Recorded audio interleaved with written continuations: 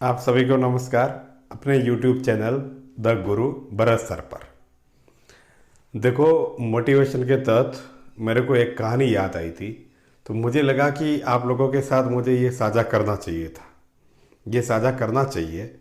तो देखो, कहानी कुछ ऐसी है कि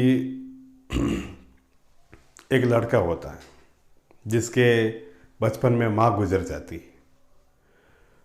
माँ के गुजरने के बाद उसके पिताजी उसको सारी आवश्यकताओं की पूर्ति करते हैं और उसको जीवन की जितनी भी आवश्यकताएं होती हैं वो सारी उसको अवेलेबल करवाते हैं। प्राइवेट जॉब करते हैं या ऐसे समझ लो कि आपकी तरह या हमारी तरह खेती का बिजनेस करते थे, खेती का काम करते थे, या ऐसे ही किसी इलाके में प्राइवेट जॉब करते थे। बच्चा जब बड़ा होने लगा, समझने लगा, और जब उसे ये पता चला कि उसके दोस्त भी बर्थडे मनाते हैं और बर्थडे के दिन तो पिताजी भी साथ रहते हैं, अच्छी पार्टियां होती है, अच्छा खाना पीना होता है, तो उसने भी अपने पिताजी से ख्वाहिश रखी कि पिताजी है ना, मुझे भी इस बार आपके साथ बर्थडे मनाना है मेरा। तो पिताजी अपनी मजबूरियां जानते थे।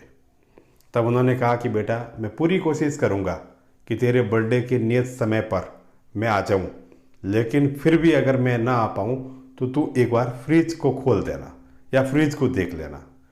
जब शाम को बच्चे का बर्थडे था, बच्चा टाइम से स्कूल से घर आया, पिताजी का काफ़ी समय तक वेट किया, और जब पिताजी घर पर नहीं पहुँचे, उस बच्चे को बड़ा गुस्सा आया कि किस तरह के मेरे पिताजी हैं जो मेरे जन्मदिन पर भी मेरे साथ नहीं रह सकते हैं, और मेरे लिए कोई सरप्राइज़ नहीं है, कोई बर्थडे पार्टी नहीं है, मैं उनके लिए कोई मायने ही नहीं रखता हूँ।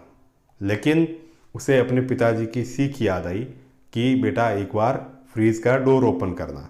जैसे ही वो बच्चा फ्रिज की तरफ जाता है और फ्रिज का डोर ओपन करता है, तो उसके अंदर बर्थडे मनाने के लिए जितनी चीज़ें चाहिए, जितनी मिठाइयाँ चाहिए, cake, flowering item, decorating item जितने चाहिए थे, और साथ ही साथ एक चिट्ठी भी लिखी थी कि बेटा माफ़ करना मुझे कि मैं तेरे साथ तेरे बर्थडे सेलिब्रेशन में शामिल नहीं हो पाया हूँ, लेकिन तेरे लिए और तेरे दोस्तों के लिए मैंने पार्टी का पूरी व्यवस्था कर दी है, तो उसके लिए मुझे माफ़ करना कि मैं शामिल नहीं हो सका हूँ। और लेकिन तू मायूस मत होना, तू उस बर्थडे पार्टी को बड़े अच्छे से एंजॉय करना। जब बच्चे ने अपने सारे दोस्तों के साथ बहुत अच्छा बर्थडे मनाया, और जब शाम को वो सोने वाला था, तो बच्चे की एक अच्छी आदत थी। अक्सर अभावों में अच्छी आदतों का निर्माण बहुत जल्दी होता है। जब सुखी लोग होते हैं तो उनको ये सारी बातें आदर्श लगती है, सारी बातें बोरिंग लगती हैं, सारी बातें टाइम पास लगती हैं। लेकिन जब हम दुख में जीते हैं तो उम्र मंत्र गति से बढ़ती है और अनुभव बहुत ज़्यादा आते हैं। तो उस बच्चे की भी एक अच्छी आदत थी कि वो सोने से पहले हमेशा प्रार्थना करता था। जब बर्थडे पूरा हो गया तो उस बच्चे ने, जब तक उसके पिताजी आए नहीं थे, और वो सोते अपने बिस्तर पर सोते समय बैठकर प्रार्थना करने लगा कि ईश्वर, जीवन मुझे जो भी दे, जीवन मुझे जैसा भी दे, हर जन्म में मुझे पिता यही देना जो मेरी इतनी फिक्र करते हैं, मेरा इतना ख्याल रखते हैं।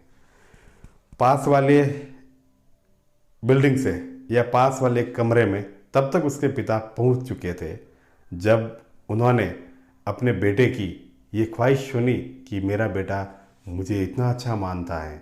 तब आंखों से, कई लोग गलत बोलते हैं ना, या झूठ बोलते हैं ना आज तक, विज्ञान के पॉइंट ऑफ व्यू से, भूगोल के पॉइंट ऑफ व्यू से, कि बारिश अपने बरसात के मौसम में आती है, लेकिन बारिश तब भी आती है जब पिता या बेटा बहुत ज़्यादा खुश हो और आंसुओं से या आंखों से आंसुओं की बारिश छलक पड़े। तो फिर उस पिता ने बेटे को गले लगाया कि मैं माफ़ी चाहता हूँ बेटा कि मैं तुम्हारे बर्थडे में नहीं आ सका। बेटे ने कहा, मुझे आपकी उपस्थिति से ज़्यादा आपका मेरे प्रति जो ख्याल, जो मेरे प्रति जो फिक्र थी, उसने मुझे बहुत ज़्यादा प्रभावित किया। पिताजी, जीवन मुझे जो भी मिले, और मेरी ख्वाहिश है कि मैं दुनिया में और किसी के जितना अच्छा बनूं ना बनूं, या बन पाऊं ना बन पाऊं, कम से कम मेरे पिता जितना अच्छा तो बन ही पाऊं या बन ही सकूं।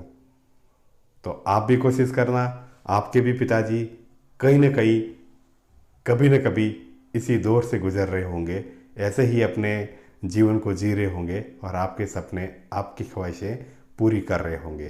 कहीं आपने सच पढ़ा होगा कि जब पिताजी साथ में होते हैं तब बाजार के सारे खिलौने अपने होते हैं, और जिनकी जेब में 2 आने भी नहीं हो, कहने का मतलब 100 रुपये भी ना हो, और जो बाजार के सारे खिलौने खरीदने की हैसियत रखते हो, जो सारा बाजार, जो सारी दुनिया खरीदने की हमारे लिए हैसियत रखते हो, वो सिर्फ और सिर्फ एक पिता होता है।